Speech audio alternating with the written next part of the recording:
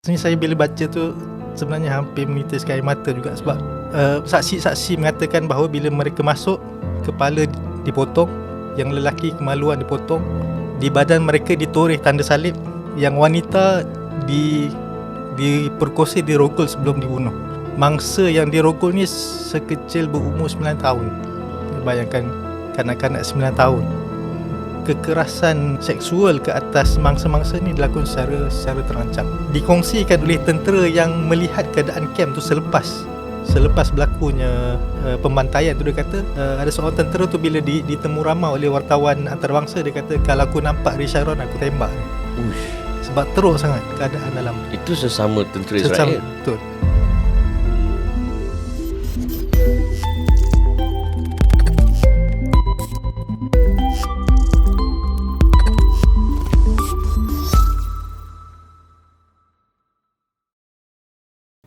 Kalau di Malaysia ni, kita setiap kali 16 September kita bercakap tentang Hari Malaysia.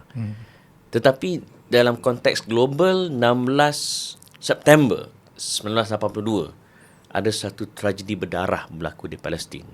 Yang kita nak sembang ni, Ustaz, berkenaan dengan Sabra dan Shatila. Tapi sebelum tu kita nak bersabar dulu. Tanya khabar Ustaz, sihat tak? Alhamdulillah sihat. Kerja okey, Ustaz? Alhamdulillah. Ni sejak habis PKP ni sibuk balik ke ataupun merindui zaman PKP, Ustaz? Susah nak jawab soalan. Susah nak jawab kan? Tapi memang dah start sibuk balik macam-macam tugas yang mula kembali kepada asal lah. Ya, betul. Dan saya paling rindu trafik lah. Masa PKP kan kita jalan kan. Sekarang ni aduh kan. Pening kepala. Dan Ustaz ada sebut tentang kembali ke zaman asal kan. Kita nak bincang tentang Palestin. Adakah mereka boleh kembali ke zaman aman dulu? Dan kita nak fokus terlebih dahulu, paling utama hari ni, tentang Sabra dan Shatila. Barangkali masih ada orang yang duk ingat Sabra Shatila ni adalah satu daerah ke, satu kampung ke. Sebenarnya kat mana letaknya Sabra dan Shatila? Dia ada dua tempat ni. Satu nama dia Kem Pelarian Palestin Shatila. Yang terletak di selatan Beirut, ibu negara Lubnan. Dan di bahagian utara Kem Shatila ni terletak, sebenarnya dia adalah satu kejiranan rakyat Lubnan. Tapi oleh kerana dah berlalu zaman, pelarian Palestin pun dah berasimilasi dengan rakyat tempatan. Jadi dia seolah dah jadi satu kejiranan bersekali. Mungkin ada rakyat Palestin pun tinggal kat sana dan berasimilasi lah dengan warga tempatan. Dan ketika kejadian tu pada tahun 1982, tentera Israel mengepung kawasan tu secara bersama. Dan serangan tu dilancarkan ke atas kedua kawasan, Shatila dan Sabra. Nanti kita akan bagi lebih detail apakah tragedi yang berlaku tu. Cuma bila saya baca tentang tragedi ni, dia ada banyak terkait dengan PLO, Palestinian Liberation Organization. Apa correlation antara PLO dan juga tragedi Sabra Shatila ni? Okey, dia cerita dia panjang.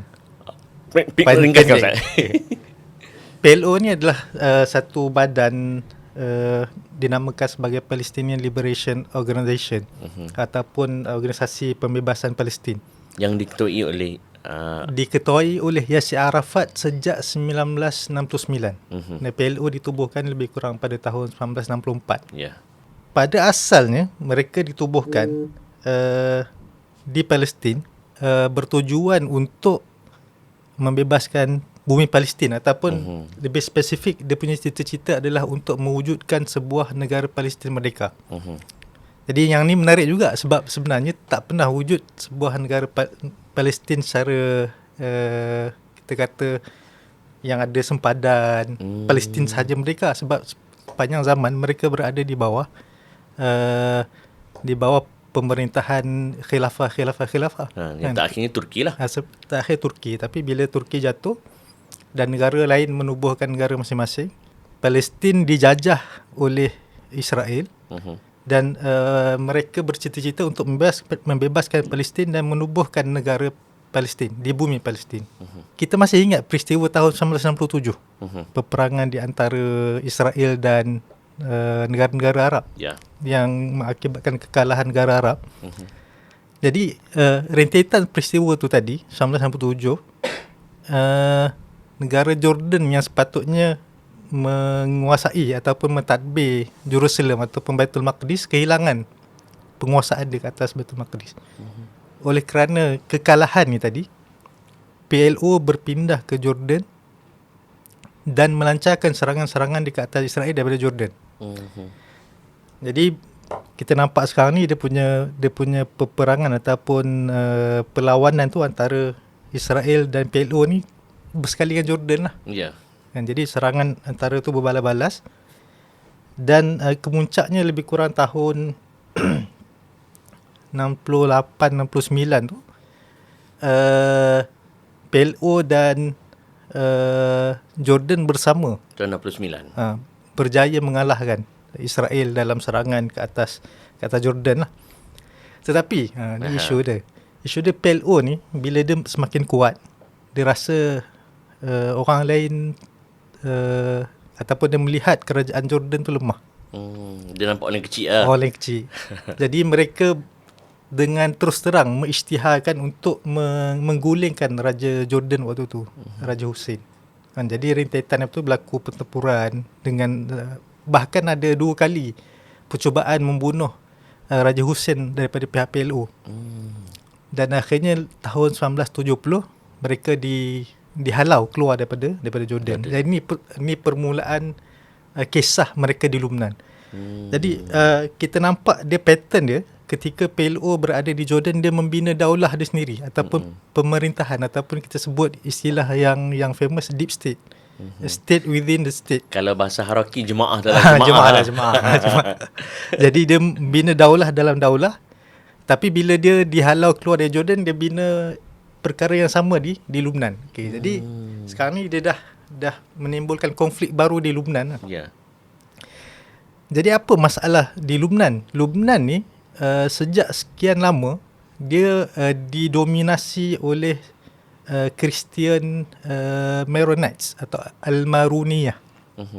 Kristian Maronites ni ketika di bawah Uthmaniyah mereka berwalak kepada Uthmaniyah. Maknanya dia bahkan mereka merupakan pemerintah yang legitimate mewakili Uthmaniyah. Bagi yang tak tahu maksud walak ni patuh kepada kerajaan Turki. Patuh dan tunduk kepada kerajaan Uthmaniyah. Turki tak ada lagi Uthmaniyah. Maksud itu Uthmaniyah, betul. Oleh kerana kewujudan PLO di Lubnan telah mengganggu status quo. Mengganggu status quo. Dan Lubnan ketika awalnya dia sebenarnya dia punya demografi peringkat awal daripada tahun 1930-an 40-an sebenarnya majoriti adalah Kristian Maronites atau Maruniyah. Tetapi bila semakin lama dia punya demografi itu semakin menurun. Pada awalnya mungkin dia dalam 60% Kristian, 40% Muslim. Ketika kejadian Sabra Shatila 1982 dia lebih kurang 30% 40% Kristian. 60% lagi Muslim. Muslim ni 50-50 lah. 50 Syiah, 50 Sunni. Okay. Pembahagian dia lebih kurang 50-50 ataupun kalau ada 60 30 Muslim, 30 Syiah. 30 Sunni, 30 Syiah. Jadi sebenarnya kita nampak sebenarnya di pihak Kristian Maronites ni dia dah mula rasa terancam kedudukan dia. Penguasaan yang sekian lama ni apabila munculnya satu orang luar datang dan membina kekuatan dalam negara dia, dia mengancam kedudukan mereka dan inilah yang membawa kepada sebenarnya rentetan yang membawa kepada pembunuhan Sabra Shatila. Yang menariknya kenapa ya PLO dia keluar daripada Sabra dan Shatila ketika ramai yang terbunuh dalam tragedi itu? Disebabkan konflik dengan pihak Parti Kataib. Parti Kataib ni adalah parti bagi Kristian Maronites ni tadi. Apabila Parti Kataib ataupun Kristian Maroniah ni dia rasa lemah, mereka telah bekerjasama dengan Israel untuk menguasai Lubnan. Jadi apa yang berlaku adalah Israel melalui Ariel Sharon telah telah merangka satu plan Masa tu Ariel Sharon, Ministry of Defence. Ministry of Defence, Menteri Pertahanan Israel. Mereka telah merangka satu plan untuk menawan, dipanggil Lebanon Invasion Plan, untuk menawan sebahagian daripada Lubnan.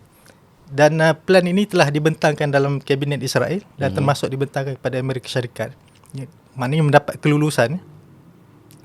Dan sebenarnya plan asal dia adalah menawan sebahagian sahaja kawasan berkepentingan untuk Israel, untuk menjaga keselamatan bahagian utara Israel.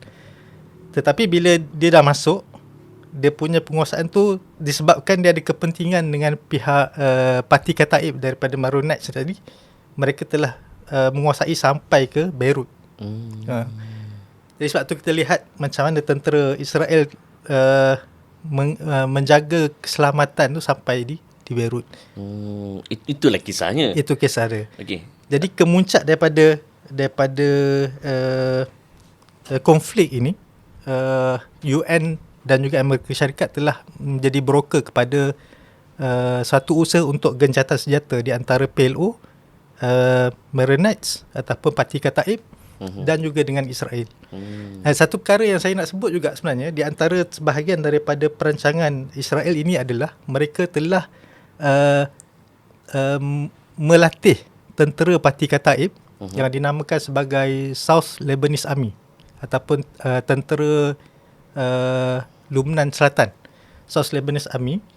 Apa di antara perancangan Israel menguasai Lubnan ni adalah mereka telah melatih South Lebanese Army daripada Parti Kataib ni bagi senjata, bagi kereta kebal, bagi nasihat ketenteraan, memberi latihan ketenteraan. 1976.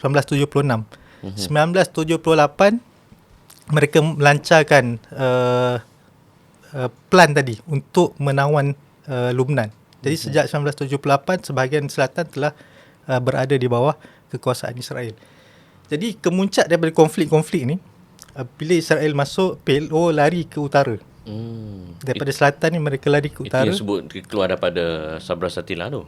Dia masuk ke Sabra Shatila. Sehinggalah 1982, dalam tempoh tu tadi berlaku perjanjian-perjanjian yang diusahakan oleh Amerika. Jadi dengan jaminan Amerika lah PLO keluar daripada Sabra Shatila. Jadi tempoh dia berlaku tak lama. Sekejap je. Dalam awal tahun 1982 tu, dalam lebih kurang bulan April, mereka ni keluar diiring oleh tentera Amerika.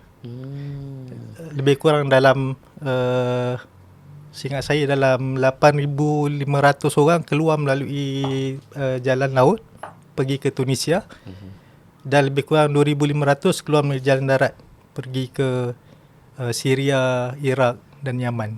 Dan saya ada baca juga banyak penganalisa politik kritik disebabkan mereka mengiringi PLO inilah mereka sangsi. Adakah benar mereka pejuang kemerdekaan Palestin? Okey, Ustaz, sebenarnya bila sebut pasal tragedi Sabra Shatila ni, bagi mereka yang tak tahu, saya mohon Ustaz kongsikan pada yang tengah tengok ni, apa sebenarnya yang menyebabkan dia satu tragedi di dalam tragedi Sabra Shatila ni, Shatila. Dia dalam 1982 ni banyak perkara yang berlaku. PLO keluar. Kemudian dalam bulan Mac, seorang tokoh penting di Lubnan bernama Bashir Shamail.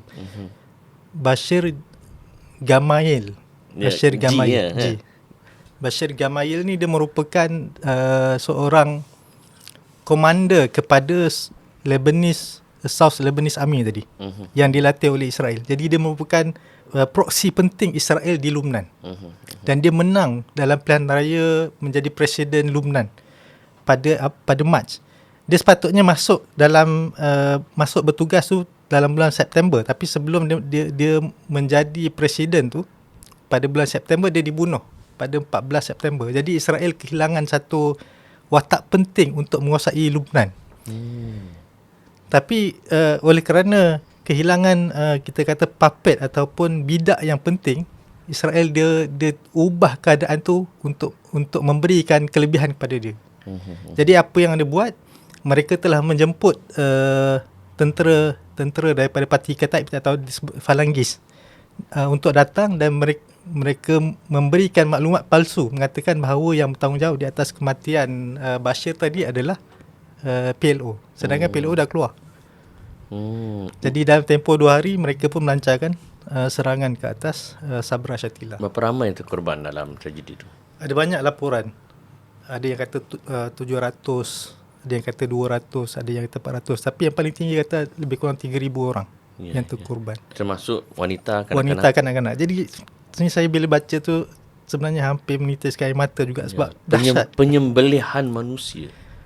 Saksi-saksi mengatakan bahawa bila mereka masuk, kepala dipotong, yang lelaki kemaluan dipotong, di badan mereka ditoreh tanda salib, yang wanita diperkosa, dirogol sebelum dibunuh. Mangsa yang dirogol ni sekecil berumur 9 tahun. Bayangkan kanak-kanak 9 tahun. Dan laporan rasmi menyebut bahawa kekerasan seksual ke atas mangsa-mangsa ni dilakukan secara terancang.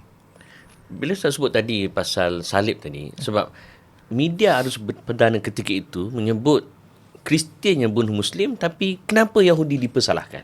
Dan ada juga satu puak dinamakan sebagai tentera ni Phalanges Christian Lebanon. Siap mereka ni watak yang apa? Bagaimana peranan dia dalam tragedi Sabra Shatila ni? Jadi itu yang saya gambarkan dalam daripada awal tadi kan? Awal tadi, cerita besar tadi. So segala jigsaw puzzle tu dicantumkan. Sebenarnya mereka ni dirancang oleh arkitek Ariel Sharon. Dia dilatih, diberikan senjata. Kemudian bila watak penting iaitu komander dia mati, sebenarnya dibunuh oleh Christian Maronite sendiri yang tak suka dengan Bashir. Sebab Bashir ni dia telah menyebabkan konflik dalaman berlaku dalam Parti Kataib sebenarnya. Disebabkan dia bercita-cita untuk jadi presiden. Dia adalah anak kepada pengasas Parti Kataib, bercita-cita jadi presiden, menyebabkan konflik dalaman. Betul. Menyebabkan konflik dalaman parti. Jadi ramai tak suka dia. Tapi sebab dia dapat sokongan kuat daripada Israel, akhirnya dia menang. Israel sebenarnya sebut ketika Bashir menang, dia dibenci oleh 60% rakyat Lubnan. Tapi akhirnya dia menang. Kemudian dia dibunuh oleh seorang Christian Maronite sendiri. Tetapi maklumat yang diberikan kepada tentera Phalanges tadi, tentera Parti Kataib, bahawa dia dibunuh oleh PLO, menyebabkan tentera Phalanges ni kononnya nak balas dendam atas kematian Bashir tadi. So, di-create naratif yang berbeza. Betul. Dan akhirnya berlakulah pembantaian ke atas rakyat Palestin. Sebenarnya kita tengok dia adalah satu genocide ataupun ethnic cleansing, pembunuhan ramai rakyat Palestin. Dan sebenarnya laporan rasmi yang dihantar untuk yang dibuat oleh pelbagai komisen sepakat mengatakan bahawa ini adalah satu bentuk genocide. Dan oleh kerana itulah Ariel Sharon selepas peristiwa tersebut telah diperintahkan untuk meletakkan jawatan daripada jawatan Menteri Pertahanan Israel. Dan bukankah disebabkan tragedi ini jugalah Ariel Sharon dibicarakan di Mahkamah Antarabangsa ke? Betul. Sana lain. Dia dibicarakan tetapi dia dikekalkan sebagai anggota kabinet Israel. Itu yang berlaku. Kalau kita lihat dari segi susu galuh politik Israel, mana-mana Perdana Menteri Israel, dia diprojekkan terlebih dahulu menjadi Menteri Pertahanan. Betul. Kalau kita kira KPI Ariel Sharon, adakah dia berjaya sebagai Menteri Pertahanan yang kemudiannya dia diangkat menjadi Presiden Israel, Perdana Menteri Israel? Mungkin kita kata ya, sebab untuk menjadi Perdana Menteri Israel dia mesti berjaya menunjukkan bahawa kekuatan dia untuk menjaga kepentingan kewujudan dan survival negara Israel. Dan tragedi itu membuktikan Ariel Sharon committed menjaga kepentingan Israel. Dan bila dia diangkat menjadi presiden, sebelum tu ketika tragedi Sabra Shatila, mana suara Barat? Sebab kalau bab demokrasi, bab keganasan, biasanya Barat menjadi juara ketika itu. Kalau kita kata adakah dunia ataupun Barat berjaya mengecam? Ya, mereka berjaya mengecam. tetapi mereka tidak berjaya menghentikan Israel daripada terus mengulang Setakat jenayah. kejam Israel rasa macam barang kan. Jadi itu antara masalah kita. Sampai sekarang memang banyak kecaman. Kalau kita tengok, kita buka website UN pun kita tengok ada pelbagai kita sebut sebagai laporan-laporan yang ataupun usul-usul yang dibuat terhadap Israel, tetapi tidak ada sebarang tindakan yang betul-betul tuntas untuk menghentikan kekejaman Israel. Sabra Shatila adalah salah satu daripada bukti kekejaman Israel. Dan kita kena ambil maklum terlalu banyak massacre ataupun genocide yang dibuat oleh Israel untuk membunuh, dan Ustaz sebut tadi ethnic cleansing, genocide ke atas rakyat Palestin. Apa lagi selain pada Sabra Shatila yang kita kena tahu sebagai seorang Muslim, sebagai seorang manusia, rupanya Sabra Shatila ni hanyalah secebis daripada tragedi dunia yang berlaku. Dia kalau kita tengok peristiwa pembunuhan besar-besaran tu memanglah banyak peristiwa, tetapi sebenarnya yang kita kena lihat dia adalah genocide yang berlaku secara terancang. Macam mana mereka mengepung Gaza, macam mana mereka membuat sekatan, macam mana mereka menyusahkan kehidupan rakyat Palestin, mereka merampas rumah, mereka tidak membenarkan rakyat Palestin hidup sebagaimana bangsa lain. Itu sendiri adalah satu bentuk genocide yang kita kata yang tidak direct ke atas bangsa Palestin. Barangkali Ustaz, apa yang berlaku pada tahun 1982 tu adalah satu wake up call bahawa dunia ni kecam pandai tetapi menghentikan keganasan. Bahkan kalau Tun Mahathir kan dia ada kempen to criminalize war. Tetapi apa yang berlaku menggambarkan bahawa war ni is not criminal. As long as you have power, you can do it. Kita sebenarnya berada dalam satu era yang membingungkan. Maksudnya nilai kita pada perkara benar dan salah tu memang disandarkan pada power. Sesuatu perkara benar bila orang yang ada power kata ini benar. Sesuatu benda salah bila orang yang ada power kata ini salah. Dan itu yang berlaku kepada kita. Sebab tu orang yang ditindas, dia tak boleh mengatakan ataupun menegakkan kebenaran tentang penindasan tadi. Dan itu yang berlaku. Sebab tu saya rasa kita perlu kepada suatu order dunia. Order dunia perlu dirombak balik untuk supaya kembali kepada landasan kemanusiaan yang sebenar. Apa sebenarnya yang kita boleh belajar daripada Sabra Shatila ni, bukan dalam konteks rakyat Palestin, dalam konteks kita sebagai rakyat Malaysia, apatah lagi pada pemerintah yang menonton, dalam konteks governance. Pandang Ustaz. Saya rasa kita kembali kepada pengajaran tadi, yang mana kita kena kembali kuat. Bila kita kuat sahajalah kita mampu menghentikan kezaliman. Macam mana kita boleh kuat? Contohnya kita orang Islam ramai, tetapi kita berpecah belah. Kita berpecah belah, kita berbalah sama sendiri, menyebabkan kita lemah. Soalannya Ustaz, sebab kalau tengok setiap kali berlaku tragedi di Palestin, khususnya dalam bulan Ramadan, berapa negara Islam je yang bangkit bersuara? Malaysia, Qatar, kalau ada negara Eropah pun Turki. Habis tu sampai bila Ustaz? Negara-negara Arab yang lain normalisasi Israel, bagaimana Ustaz? Jadi itu antara masalah kita hari ini. Tadi kita bincang tentang di mana suara dunia dalam mengecam Israel.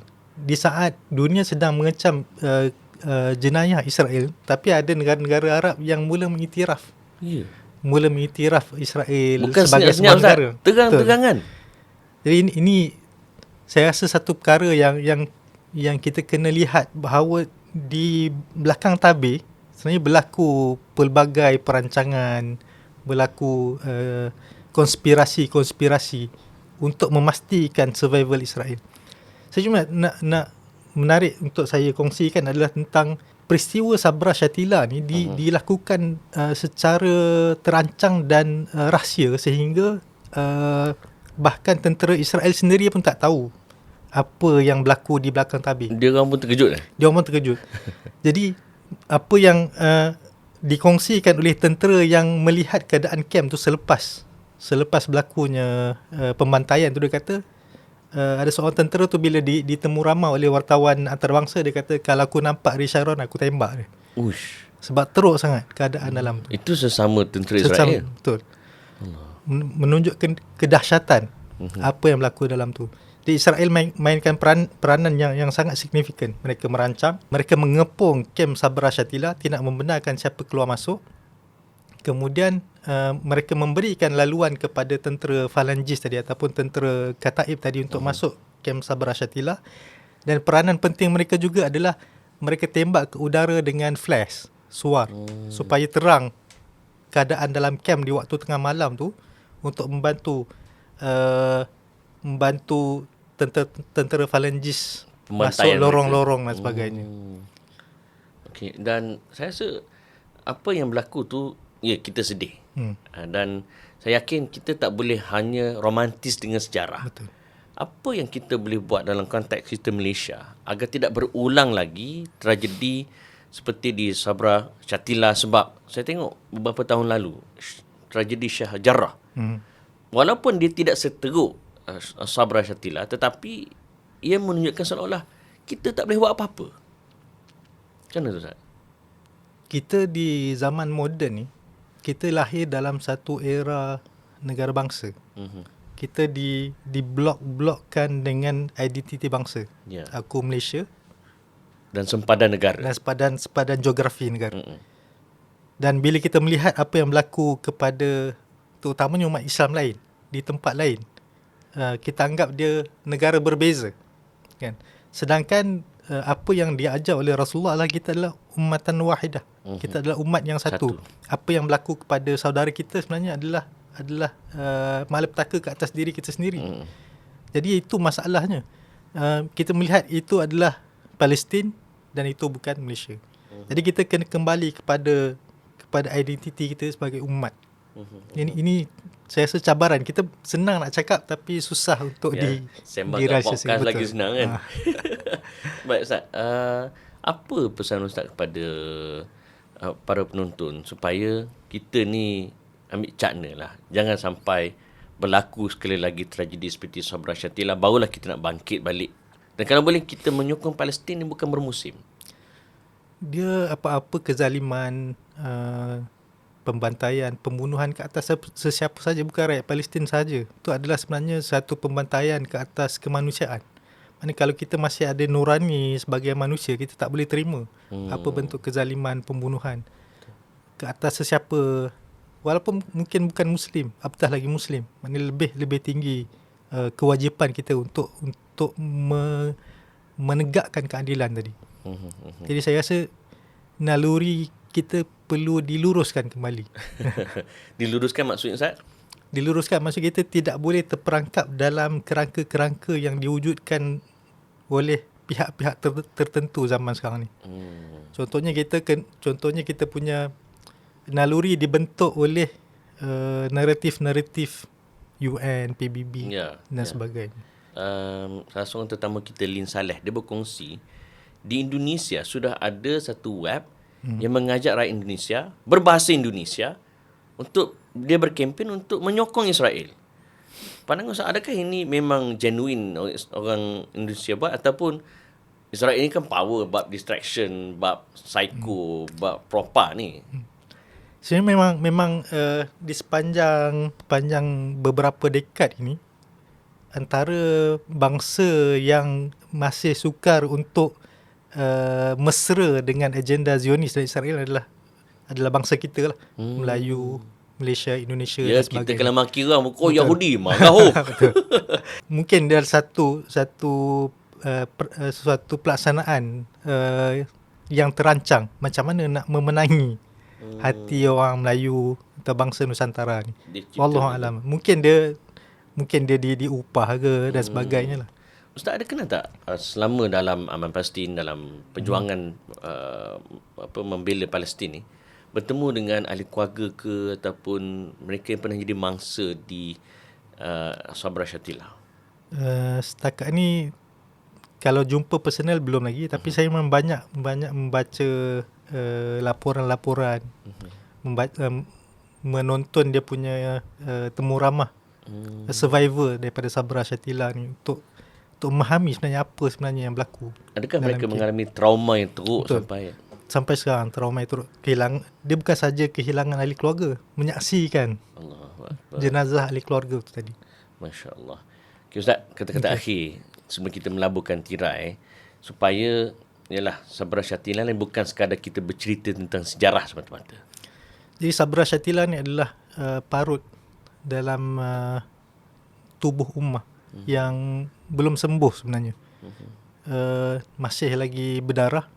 Kerana apa? Kerana kezaliman tadi belum ditegakkan keadilan ke atasnya. Tidak ada sesiapa yang benar-benar dijatuhkan hukuman, benar-benar bertanggungjawab atas jenayah yang mereka lakukan. Kes Ariel Sharon pun dah habis belum bicara tu? Belum, walaupun dia dah tak ada. Jadi itu yang kita kesal sebenarnya, sebab dia seolah dia jadi kisah yang disampaikan dari mulut ke mulut, dari masa ke masa, tetapi tak ada satu, kita kata, keadilan yang ditegakkan untuk mangsa-mangsa tadi.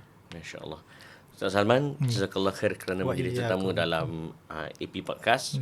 Apa-apa pun, insyaAllah, terima kasih banyak atas ilmu diberikan, insyaAllah. Barakallah, Ustaz. Air tu tak minum, Ustaz? Boleh minum? Banyak sangat saya memang lupa.